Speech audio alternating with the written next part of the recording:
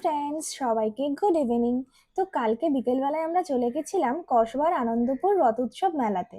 তো প্রথমেই আমরা চলে গিয়েছিলাম মন্দিরের ভিতরে, কিন্তু একটা আশ্চর্য জিনিস দেখলাম, যেটা হচ্ছে এখানে শুধু জগন্নাথ দেব আছে, তার ভাই বোন নেই। তো এর কারণটা যদি তোমরা কেউ জেনে থাকো তাহলে আমাকে প্লিজ একটু কমেন্ট করে জানিও। আমার দেখে একটু প্রথমে আশ্চর্যই লাগছিল। তো তারপর আমরা চলে গেছিলাম মেলার ভিতরে। তো মেলাটা কিন্তু বেশ ভালোই বড়, অনেক কিছু আছে। আর এই প্রত্যেক দিন কাজের শেষে মনে হয় বন্ধুদের সাথে একটু রোজই বেরাই কোথাও। সত্যি বন্ধু এমন একটা জিনিস না, যত ক্লান্তি যত দুঃখ টেনশন সবকিছুর পরে কিছুক্ষণের জন্য যদি দেখা হয় সত্যিই মনটা অনেক ভালো হয়ে যায়।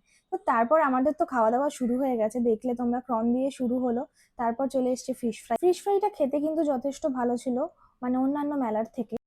তারপর শুধু একটার পর একটা আসতেই থাকছে, তোমরা শুধু দেখো। জাস্ট আমরা একসাথে বেরালে এরকম ভাবেই খাওয়া দাওয়া করি, মজা করি। আর এখানে কি দারুণ দারুণ জিনিস পাওয়া যাচ্ছিল। আমার অলরেডি একটা জিনিস পছন্দ হয়েও গেছিল। তোমরা জাস্ট দেখো কি সুন্দর একটা গ্লাস, কিন্তু এত দাম বলছিল, একটা এইটুকু গ্লাসের দাম 300 টাকা। তাই আকাশ আমাকে কিনে দেয়নি, খুব বাজে ছেলে। আর ঠিক তারপরে এই জায়গাটা যে আমি কিভাবে ঢুকে পড়লাম সেটা আমি এখন ভাবছি। ওটা থামিয়ে দিও। হ্যাঁ ও ভাই, প্লিজ, আমার ভয় লাগলে থামাবে তো, আমি তো মরে যাবো।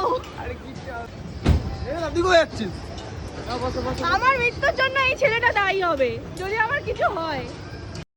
ব্যাস, তারপরে যেটা হওয়ার শুরু হয়ে গেল। এরা তো সবাই খুব এনজয় করেছে, এমনকি আকাশও মজা করছিল। কিন্তু আমার যা অবস্থা হয়েছিল সেটা শুধু আমিই জানি। আর লাইফে কোনো দিন না, আমি যে এতবার করে ওই দাদাগুলোকে বললাম যে আমার ভয় লাগলে তোমাদেরকে বললে তোমরা একটু থামিয়ে দিও, সে কেউ কারোর কথা শুনতেই চায় না। সবাই বলছে আরো জোরে দাও, আরো জোরে দাও। আমি জীবনে আর উঠবো না। এমন চালাবে যাতে হিসু করে ফেলে, ঠিক আছে? মানে সব থেকে ডেঞ্জার যেটা সেটা দাও। ওটাই তো মাউন্টেনটা। জাস্ট তোমরাই দেখো, কারোর বন্ধুদের গ্রুপে যদি এরকম একটা পার্সন থাকে, তো কারোর লাইফে ডিপ্রেশন থাকতেই পারে না। আর যদিও বা থাকে তাহলে একে দেখে সব শেষ।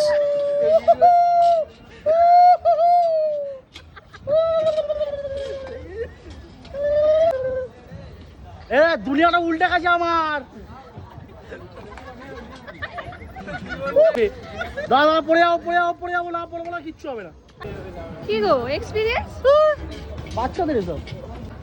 আর একজন উঠে গেছে।